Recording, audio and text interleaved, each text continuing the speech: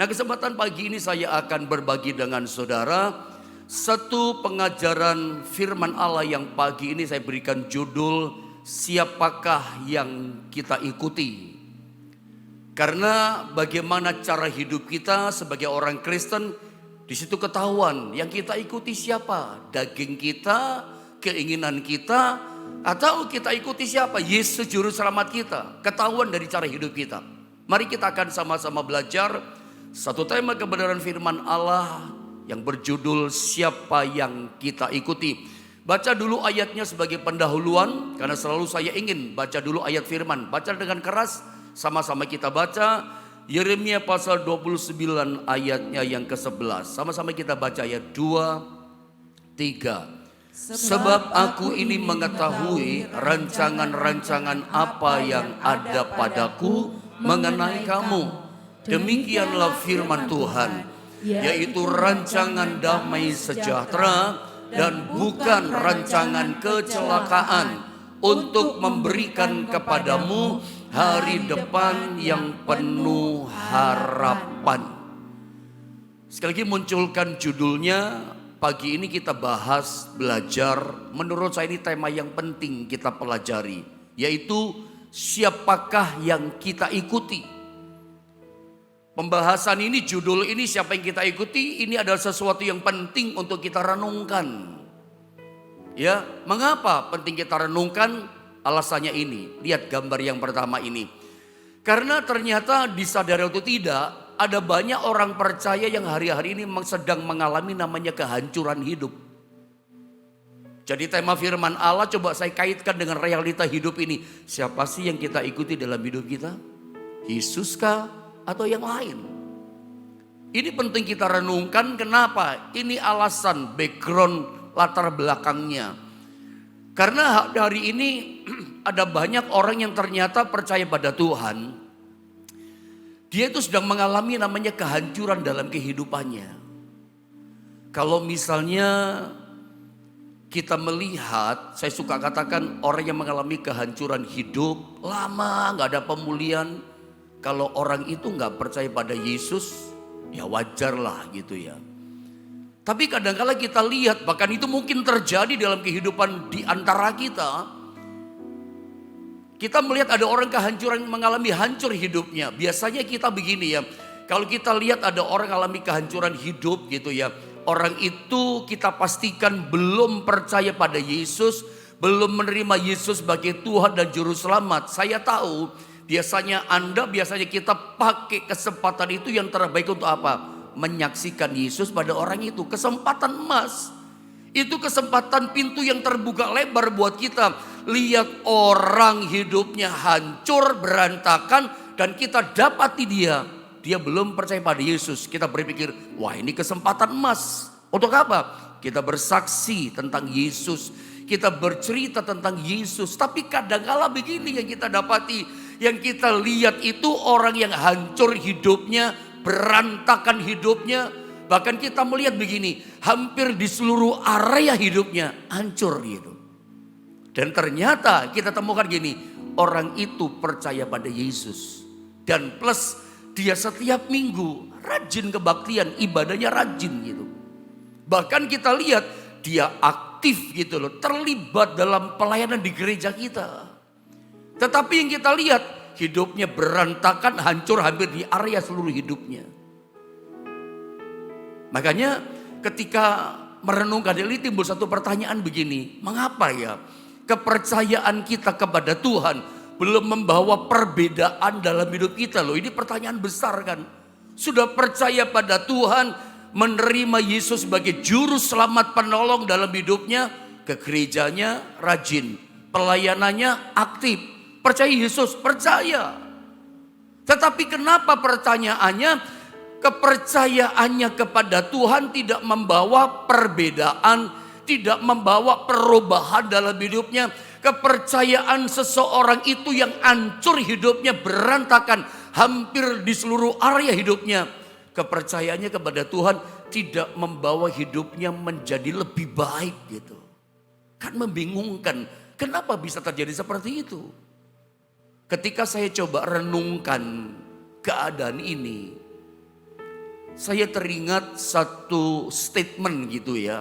Satu pernyataan yang pernah dikatakan, pernah dituliskan oleh seorang hamba Allah sangat terkenal, Reverend Billy Graham. Tentu hampir sebagian besar di antara saudara pernah mendengar dong nama Billy Graham. Terkenal sebutan sebagai penginjil semiliat umat gitu ya.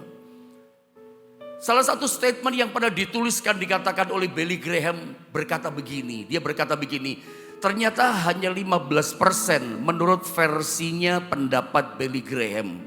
Bahwa hanya 15% saja orang Kristen yang mengalami kehidupan yang berkemenangan dan berkelimpahan. Tentu saja awal ketika saya mengerti, baca dan tahu statement Billy Graham, saya mencoba berusaha untuk tidak mempercayainya. Otak pikiran saya, logika saya rasanya menolak. Masa iya sih orang yang percaya pada Yesus, sudah percaya pada Yesus, bahkan rajin datang ke kebaktian, aktif terlibat dalam pelayanan gereja. Reverend Billy Graham katakan hanya 15% loh orang Kristen yang hidup dalam kemenangan, 15% sedikit banget yang hidup dalam kelimpahan. Otak saya, diri saya coba untuk melawan itu. Enggak lah, enggak mungkin gitu. Tapi jujur ya, ketika saya merenung, saya diam, coba Anda renungkan, lihat sekitar kita. Lihat teman-teman saudara yang beriman sama dengan kita percaya pada Yesus. Lihat saudara-saudara kita sesama Kristen yang rajin juga kayak kita kebaktian hari Minggu. Ikut pelayanan pula gitu. Hitung coba, perbandingkan coba. Lebih banyak mana di antara orang-orang Kristen itu yang berkemenangan sama yang berkesusahan. Banyak mana yang hidup mengalami mujizat Tuhan, hidup dalam kemaksimalan kuasa Tuhan, sama yang hidup tidak ada kemenangan. Kita itu kalau disuruh menilai diri kita sendiri, suruh lihat diri kita sendiri ya susah. Makanya kita mesti lihat sekitar kita, lihat orang lain, coba bandingkan, coba nilai, coba perhatikan. Lebih banyak mana Kristen yang berkemenangan, Kristen yang berkelimpahan, Kristen yang imannya mengalami kemaksimalan kuasa Tuhan dibandingkan dengan orang yang kalah, yang stres, yang depresi, yang hidup dalam berkesusahan dan kesesakan. Lebih banyak mana bandingkan? Saya yakin jawaban kita sejujur-jujurnya berkata, Pak Pendeta, lebih banyak yang susah Pak, lebih banyak yang kekalahan Pak, lebih banyak saya lihat yang stres dan penuh keluh kesah. Jujur, akhirnya mau tidak mau kita mengakui, benar juga ya Billy Graham. Tentunya hamba Allah ini ketika melepaskan, mengucapkan statement ini gak sembarangan, gak asal ngomong, gak asal menulis, gak asal melepaskan kata-kata kosong. Tentu lewat sebuah pengamatan gitu kira-kira ya. Lewat sebuah perjalanan pengalaman bersama dengan Tuhan. Sudah keliling dunia melayani banyak orang Kristen. Hidup hamba Tuhan ini semasa hidupnya, kan udah meninggalkan beliau ini. Semasa hidupnya tentu sudah banyak mengamati kehidupan orang Kristen. Semasa hidupnya almarhum Billy Graham ini sudah jadi berkat banyak buat orang percaya, buat gereja Tuhan, tubuh Kristus di seluruh dunia. Nah, perjalanan iman bersama dengan Tuhan itulah akhirnya Billy Graham menyimpulkan bahwa sangat sedikit sekali, cuma 15% gitu loh, orang Kristen yang hidup berkemenangan dan hidup dalam kelimpahan. Saya ulang, ketika saya baca pernyataan Billy Graham ini, saya merenung. Saya coba bertanya sama Tuhan, mengapa seperti ini? Makanya terbit pertanyaan ini di hati saya yang saya coba bagi sama saudara. Yang Tuhan singkapkan, yang Roh Kudus bukakan kepada saya adalah pertanyaan ini. Saya coba bagi sama saudara. Mengapa gitu loh, sedikit sekali orang Kristen yang mengalami kemaksimalan iman, kemaksimalan kuasa Tuhan, sementara dia hidup di dalam Tuhan. Aneh kan? Ini pertanyaan cukup mengganggu di hati saya. Percaya Tuhan, ke gereja iya, pelayanan rajin, Tapi mengapa sedikit sekali orang Kristen yang mengalami kemaksimalan kuasa Tuhan di dalam Tuhan hidupnya gitu loh. Kenapa nggak maksimal? Padahal kalau kita baca ayat yang pertama tadi menjadi perenungan kita, Yeremia 29 ayat 11, saya baca ulang sekali lagi, ini ayat buat setiap kita. Ayat yang sangat kita hafalkan, perhatikan baik-baik. Kenapa gak maksimal sih? Kuasa Tuhan, janji Tuhan, iman percaya kita kepada Tuhan. Saya baca ayat 11, sebab aku ini kata Tuhan mengetahui rancangan-rancangan apa yang ada padaku mengenai kamu. Demikianlah firman Tuhan, yaitu rancangan damai sejahtera dan bukan rancangan kecelakaan, untuk, kata janji Tuhan, memberikan kepadamu hari depan yang penuh harapan. Yang saya mau nyatakan sama saudara begini, Yeremia 29 ayat yang ke-11, ini adalah kebenaran Allah. Mau tidak mau terima, tetap saya mau katakan ini adalah janji Tuhan. Ini adalah kebenaran Tuhan yang saya imani, yang saya sangat-sangat yakini ini bisa digenapi dan terjadi dalam realita kehidupan masing-masing kita. Berapa banyak saudara yang percaya ayat ini bisa terjadi digenapi dalam hidup kita? Rancangan Allah pasti terjadi. Hari depan penuh dengan pengharapan. Rancangan Allah hidup kita adalah hidup yang penuh damai sejahtera dan penuh dengan pengharapan. Rancangan Tuhan bukan kecelakaan kehidupan. Rancangannya apa? Hari depan yang penuh dengan pengharapan, yang penuh dengan kebaikan. Gini loh saudara ya, Yeremia 29 ayat 11 ini bukan sekedar janji yang sekedar bikin menghibur hati kita. Bikin sekedar apa ya? Ya kata-kata hiburan, enggak. Percayalah Tuhan tidak pernah salah ngomong. Anda mesti yakin pada titik bagian ini. Kita mesti yakin, kita mesti percaya bahwa Yesus Tuhan kita, pribadi Allah itu enggak pernah salah ngomong. Kalau orang bahasa Jawa itu ada satu bahasa yang menurut saya bagus menjelaskan. Tuhan tuh gak pernah keperucut. Salah ngomong, kelepasan ngomong. Itu bahasa Jawa katakan keperucut kan. Kelepasan ngomong. Tuhan gak pernah kelepasan ngomong. Setiap apa janji yang dia katakan, setiap perkataan yang Tuhan lepaskan, dia pasti sanggup menggenapinya. Apa yang dijanjikan, apa yang dikatakan Tuhan kepada kita, Tuhan gak pernah ingkar janji kepada kita. Dia sanggup menggenapinya. Sudah percaya enggak? Tuhan sanggup menggenapi Yeremia 29 ayat 11 buat setiap kita. Walaupun saya ngerti banyak di antara kita setiap kali orang Kristen baca Yeremia 29 ayat 11 ayat ini, banyak waktu orang baca bimbang. Banyak orang waktu baca ayat-ayat kalimat ini timbul keraguan, timbul ketidakpercayaan, timbul kebimbangan. Kenapa? Ada banyak pertanyaan. Katanya janji Tuhan itu damai sejahtera. Tapi kenapa hidup saya kok jauh dari damai sejahtera? Rumah tanggaku jauh dari damai sejahtera. Bisnis, ekonomi, keuanganku susah, jauh dari damai sejahtera. Macam-macam saudara ya. Katanya janji Tuhan, rencananya ke depan buat saya adalah hari depannya penuh pengharapan, bukan rancangan kecelakaan. Saya suka bilang, tapi kenapa saya kok sering kali mengalami kecelakaan demi kecelakaan dalam kehidupan? Kecelakaan kehidupan dalam rumah tangga, kecelakaan kehidupan dalam bisnis usaha. Saya pikir berhasil, gagal juga. Itu bagian dari kecelakaan kehidupan. Orang mempertanyakan itu. Kecelakaan kehidupan dalam membangun hubungan sama orang lain. Kecelakaan kehidupan dalam membangun join bisnis dengan orang lain. Gagal di tengah jalan. Itu kecelakaan kehidupan. Dalam keuangan, dalam rumah tangga kita pecah begitu. Itu sebuah kecelakaan kehidupan.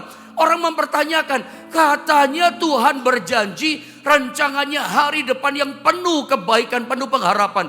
Kok saya ngalami kecelakaan kehidupan? Sehingga ketika orang ngalami ini mempertanyakan, setiap kali baca ayat ini timbul kebimbangan, timbul keraguan. Tuhan ingatkan saya, yang Tuhan singkapkan begini. Coba Anda lihat gambar ini. Saya mau saudara bawa pada titik bagian ini. Bahwa begini saudara ya. Roh Kudus yang Tuhan taruh dalam hidup kita. Roh Kudus yang diutus oleh Bapa tinggal keberadaan hidup kita. Itu ternyata peranannya, tugasnya diutus adalah menjadi tour guide kita. Yang memimpin hidup kita nyampe pada destinasi yang Tuhan berikan pada kita. Ada tahu kan maksud Yeremia 29 ayat 11 itu kan destinasi orang percaya. Saya ulang saudara ya, Yeremia 29 ayat 11 Tuhan berkata, sesungguhnya aku ini mengetahui segala rancangan-rancangan yang ada padaku mengenai kamu. Rancangan damai sejahtera, rancanganku bukan kecelakaan. Rancanganku adalah memberikan hari depan yang penuh pengharapan kepada kamu. Tahukah saudara, ayat ini Yeremia 29 ayat 11 itu destinasi Tuhan buat Anda dan saya. Itu adalah rencana besar yang indah yang Tuhan kasih untuk kita. Tetapi persoalannya ini penting. Nyampe pada destinasi itu. Nyampe pada rencana planning yang ajaib untuk kita. Buat setiap kita. Hari depan penuh pengharapan, penuh damai sejahtera. Kita itu butuh dipimpin Roh Kudus. Makanya Tuhan berikan Roh Kudus tinggal dalam diri kita. Keberadaan Roh Allah dalam diri kita di akhir zaman itu tujuannya adalah sebagai tour guide kita. Anda ngerti tour guide kan? Dia yang nuntun kita hari lepas hari. Saya pernah, kalau Anda masih ingat, lama sekali saya pernah ajarkan tentang meminta tanda. Saya tidak larang sih, boleh-boleh saja Anda meminta tanda.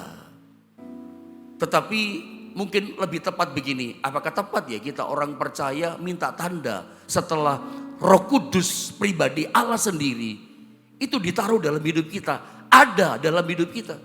Pribadi Allah, Dia yang menuntun kita hari lepas hari untuk mencapai segala rencana itu.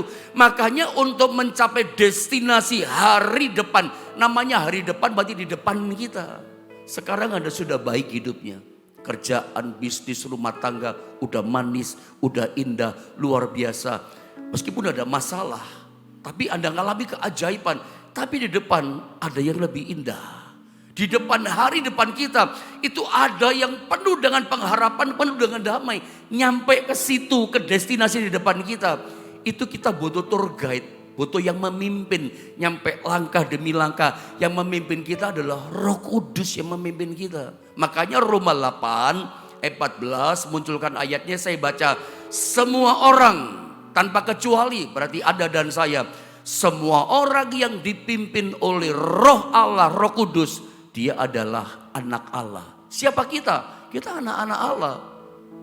Namanya anak-anak Allah, dia rela, dia ikhlas, dia mau hidupnya, peka hidupnya, dipimpin Roh Allah. Itu anak Allah. Kecuali bukan anak Allah, gak siap dipimpin, gak mau dipimpin. Suka berontak, suka keluar jalur. Makanya saya terangkan di gambar berikutnya. Jadi ternyata rencana Tuhan buat kita itu sempurna. Ya, jelas clear di sini ya. Bahwa ternyata rencana Tuhan buat kita sempurna. Hari depan yang penuh dengan pengharapan. Ingat baik-baik, Tuhan sedang tidak salah ngomong, kelepasan ngomong. Lalu gak bisa menggenapi semua yang Yesus janjikan, yang dia katakan, dia sanggup menggenapinya. Tetapi lihat gambar itu, nyampe rencana sempurna itu kita butuh tour guide. Gambarnya yang paling gampang kalau Anda pernah ikut tour ke luar negeri, satu negara yang asing buat Anda belum pernah ke sana gitu. Misalnya contoh saja ya, saya tahu Anda sudah keliling negara, sudah tahu banyak negara. Misal boleh kan gitu ya. Anda ke Jepang, Anda nggak ngerti situasi Jepang, tempat-tempat dikunjungi mana-mana nggak ngerti, budaya segala macam nggak tahu lah. Nah, untuk ikut tour, Anda misalnya sudah bayar itu tour gitu, saudara, kira-kira seperti itulah ya.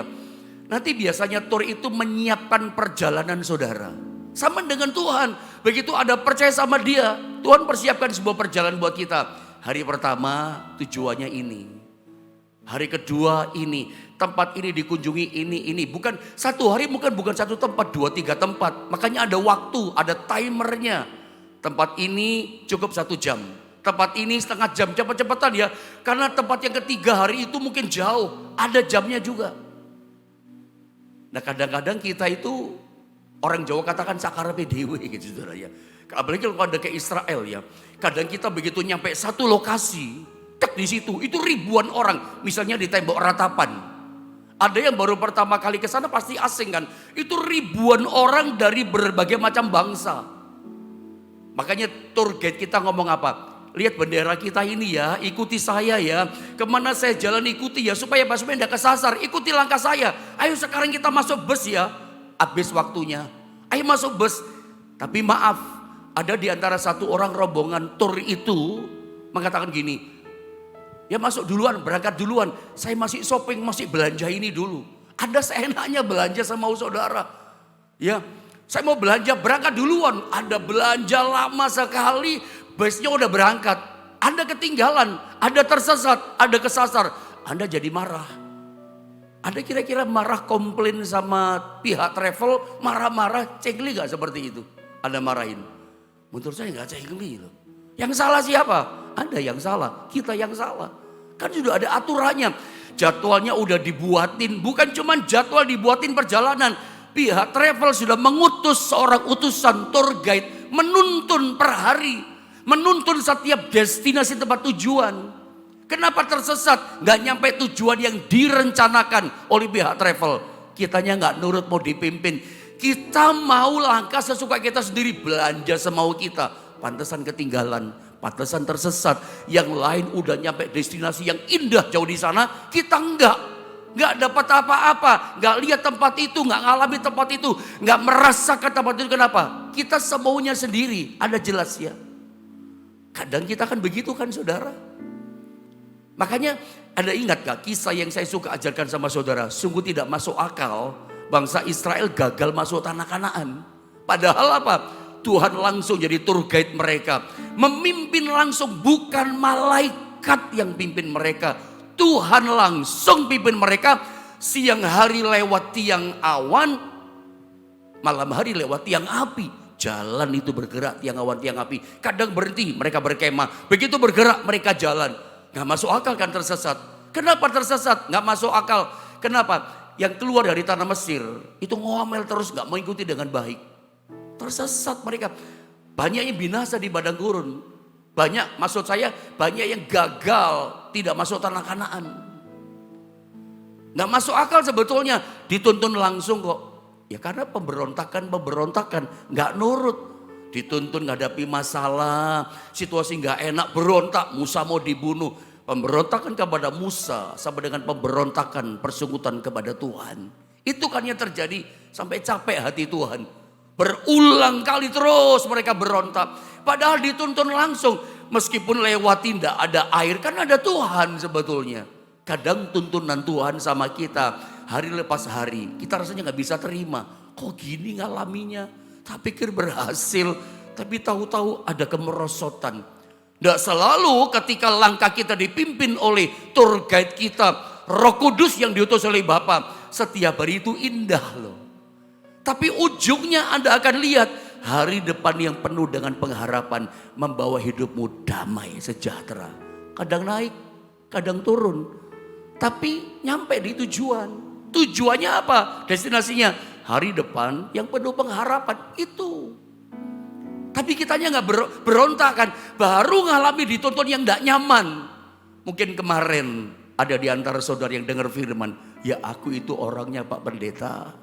Ngalami kemarin. Kalau itu dalam tuntunan Tuhan, jangan kecewa. Tuntunan Tuhan gak selalu indah.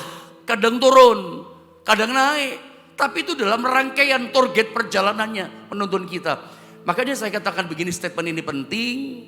Menolak tuntunan Tuhan membuat kita gagal sampai ke tempat yang Tuhan telah sediakan. Saya ulang sekali lagi. Ini penting buat setiap kita perenungan pagi ini. Menolak tuntunan Tuhan itu membuat kita gagal sampai ke tempat yang Tuhan telah sediakan. Destinasi hari depan yang penuh dengan pengharapan. Walaupun gak nyaman, gak ngerti, gak kita harapkan, kok ngalami gini? Nurut saja, tetap setia, tetap taat. Apa yang firman Allah yang kita renungkan, yang dilepaskan setiap hari. Ikuti, taati, lakukan saja. Seringkali kegagalan kita alami. Kemarin saya sempat sampaikan sama saudara, rancangannya destinasinya indah, berkatnya besar Tuhan sediakan. Tapi nggak semua kita dapat. Ada yang gunting sendiri. Kenapa? Ketidaktaatan. Ketidaktaatan itu membuat kita gagal masuk tanah Kanaan kita. Kelimpahan susu dan air madu yang manis. Kita yang gunting sendiri karena apa? Salah langkah kita. Bukan ikuti tuntunan maunya firman, Anda ikuti keinginan hatimu. Anda yang gunting rancangannya. Kadang kita gak sadar, apakah Anda berpikir bahwa yang Anda terima itu semua sekarang full dari Tuhan? Jangan-jangan banyak yang berkurang. Kenapa? Kegagalan kita mentaati, membuat segala penyediaannya gak full kita terima. Harusnya 100, cuma 75 kita terima. Bisa begitu? Oh iya. Tuhan ikuti iramanya kita. Maunya Anda apa? Tuhan terserah. Maumu apa? Kata Tuhan. Mau taat? Ayo ikuti. Kalau Anda ikuti kata firman, taati tuntunan firman, Anda akan menerima full segala yang disediakan terbaik oleh Tuhan buat hidup Anda. Menolak tuntunan Tuhan membuat kita gagal sampai ke tempat yang Tuhan telah sediakan. Nah sekarang sedikit waktu saya mau bawa saudara pada ini saudara ya. Dengar baik. Untuk menerima Yesus Kristus itu gratis. Menerima Yesus sebagai Tuhan dan Juru Selamat, Anda gak usah lakukan apa-apa. Cukup percaya pada Yesus sebagai Tuhan. Percaya di hati, mengaku dengan mulut. Oh dia jadi Juru Selamatmu. Gratis. Cukup percaya. Anda gak usah bikin apa-apa. Tetapi untuk menjadi pengikut Kristus. Tetapi untuk menjadi muridnya Yesus. Itu berbayar. Jadi anggota gereja cukup datang ke gereja. Tapi tidak otomatis menjadikan kita pengikutnya Kristus. Tidak otomatis saya percaya Engkau Tuhan. Lalu enggak otomatis menjadikan kita itu menjadi muridnya Yesus, pengikut Yesus. Siapa yang kita ikuti sekarang? Masuk pada tema ini. Siapa yang kita ikuti? Diri kita atau Yesus? Serius loh ini saudara mulai. Karena ternyata kita semuanya Kristen. Jadi Kristen gampang. Tinggal agamanya apa? Kristen. Tulis di KTP. Tapi agama Kristen sejak kita memutuskan jadi Kristen. Tidak otomatis menjadikan kita muridnya Yesus. Pengikutnya Yesus. Kita ini siapa yang kita ikuti? Kalau yang kita ikuti Yesus, perintahnya kita ikuti. Firman-Nya kita ikuti. Petunjuk pimpinannya kita ikuti. Saya jamin Anda berarti pengikut Yesus. Yang kita ikuti berarti Yesus. Nah sekarang temukan. Kita ini ikut siapa? Ikut Yesus atau ikuti hati kita? Atau daging kita? Atau kemauan kita? Cirinya dari mana? Ya perintahnya kita langgar. Petunjuknya kita gak mau ikuti. Setiap hari ada petunjuk kan? Setiap hari ada tuntunan firman. Kan tuntunan Roh Kudus lewat firman-Nya sama kita. Ya itu ikuti tiap hari. Kita ikut siapa? Di dalam 4 Injil, ya Matius, Markus, Lukas, Yohanes, Yesus berkata, percayalah kepadaku sebanyak 5 kali. Yesus berkata, ikutlah aku sebanyak 20 kali. Jadi dengan kata lain, saya mau coba lepaskan, sampaikan sama saudara, ikut Yesus, mengikut Yesus itu jauh lebih penting daripada sekedar percaya pada Yesus. Kamu percaya Yesus? Percaya. Ya semua percaya. Tapi apakah betul kita ikut Yesus? Siapa yang kita ikuti hari ini? Agama kita semuanya Kristen. Kita anggota gereja di tempat gereja kita masing-masing. Tapi siapa yang kita ikuti hari ini? Apakah betul kita ikut Yesus? Yesus berkata apa? 20 kali itu berarti penting loh. Ikutlah aku, follow me, ikutlah aku. Tuhan gak mau kita cuman jadi Kristen. Kita gak cuman mau percaya. Percaya itu udah bagus. Tapi Tuhan mau ayo ikuti jejak kakiku. Ikuti perintahku. Siapa yang kita ikuti? Coba lihat beberapa gambar lagi. Ikut Yesus itu ternyata gak gampang ya. Percaya gratis. Tapi ikut Yesus ada harga yang dibayar. Mesti taat, mesti menyangkal diri gitu kira-kira ya. Berapa harga ikut Yesus? Itu cuma gambaran ya uang ya. Berbayar itu kan seperti uang. Itu cuma contoh. Bayarnya bukan dengan uang maksudnya saudara ya. Berapa harga ikut Yesus? Coba dengan cepat. Satu kali Yesus pernah berkata dalam Lukas pasal 9. Di ayat yang ke-23. Ayat yang sangat kita kenal. Katanya kepada mereka semua. Ini kata Yesus. Setiap orang yang mau mengikut aku. Bukan percaya kepadaku. Percaya itu gratis. Mengaku. Berkata di mulut. Ya sudah percaya sama Yesus. Dia juru selamat kita. Tapi Tuhan berkata setiap orang yang mau mengikut aku. Bukan sekedar percaya. Iya, ini harga bayarnya. Harus menyangkal dirinya. Kedua memikul salibnya setiap hari dan mengikut aku. Coba lihat saudara ya. Jadi ada total biaya yang dibutuhkan untuk ikut Yesus. Bukan sekedar percaya. Percaya gratis, free. Anda gak bikin apa-apa. Tapi ketika Anda mau berkata, siapa yang kita ikuti? Aku ikut Yesus, pendeta. Oke, ikut Yesus itu berbayar. Total biaya yang dibayar dibutuhkan adalah satu, harus. Ikut Yesus itu harus. Berarti tanpa pengecualian. Tidak bisa tidak. Mau tidak mau, harus. Kalau mau ikut Yesus ya mau tidak mau harus. Harus apa? Harus siap menyangkal diri. Siapa yang kita ikuti? Yesus. Ya harus siap menyangkal diri. Menyangkal daging, menyangkal keinginan. Apa yang Tuhan katakan, lakukan. Kadang kita melakukan ketaatan sama firman. Daging ini suka berkata, enggak usah deh, enggak usah.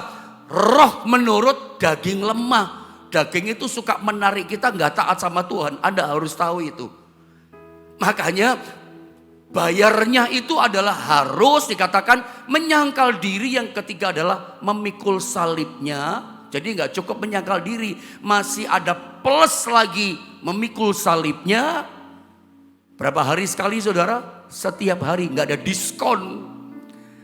Menyangkal diri memikul salib nggak ada diskon 10%, 20% kayak di mall belanja baju. Nggak ada diskon, kayak masih lumayan kalau diskon misalnya seminggu sekali, 1 bulan sekali, apalagi setahun sekali. Waduh enak sekali, nggak ada diskon buat kita. Pokoknya setiap hari orang ikut Yesus itu harus menyangkal diri, memikul salibnya setiap hari. Karena Tuhan, Allah Roh Kudus keberadaannya target dalam diri kita, itu menuntun kita setiap hari. Gagal 1 hari ikut katanya Tuhan, melenceng kita tersesat. Nggak nyampe pada destinasi. Kalau toh nyampe, agak berkurang berkatnya. Alenaka maksud saya ya. Harusnya udah nyampe garis finish berkatnya full semuanya. Orang udah nyampe garis finish, orang udah nikmati perkara yang indah. Banyak orang mengalami kemaksimalan iman percaya pada Tuhan. Saya pribadi punya keyakinan iman percaya begini. Harusnya orang yang punya iman percaya pada Tuhan, asal dia mau bayar harganya. Saya yakin dia akan mengalami kemaksimalan percaya pada Tuhan. Dia akan mengalami banyak perubahan dalam hidupnya. Bukan cuma rohaninya berubah, seperti jasmaninya berubah. Pekerjaannya akan berubah. Tuhan itu berkuasa loh. Dia penjamin. Dia roti kehidupan buat kita. Menjamin kasih makan rohani termasuk jasmani. Dia Tuhan yang hidup loh. Saya berdoa supaya kemaksimalan hidupnya Tuhan itu bekerja maksimal. Makanya siap pikul salib setiap hari. Pikul salib itu apa sih? Menurut Dietrich Bonhoeffer berkata begini, salib itu adalah penderitaan karena melakukan kebenaran.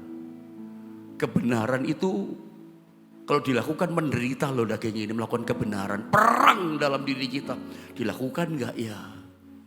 Bisa gak ya? Gak gampang. Peperangan. Jadi salib itu ternyata adalah penderitaan karena melakukan kebenaran. Kebenaran Tuhan itu memang perlu penyangkal diri pikul salib. Tapi ketika kita lakukan, nama Tuhan dipermuliakan. Ketika kita lakukan, kita lulus ujian. Dituntun hari itu pada kemenangan. 1 hari demi 1 hari Anda ikut tuntunan Tuhan, pasti nyampe destinasinya Tuhan. Siapa yang kita ikuti? Diri kita, daging kita, atau Yesus kita ikuti, atau Roh Kudus kita ikuti. Ternyata ikut Tuhan itu berbayar. Ada bayar harga.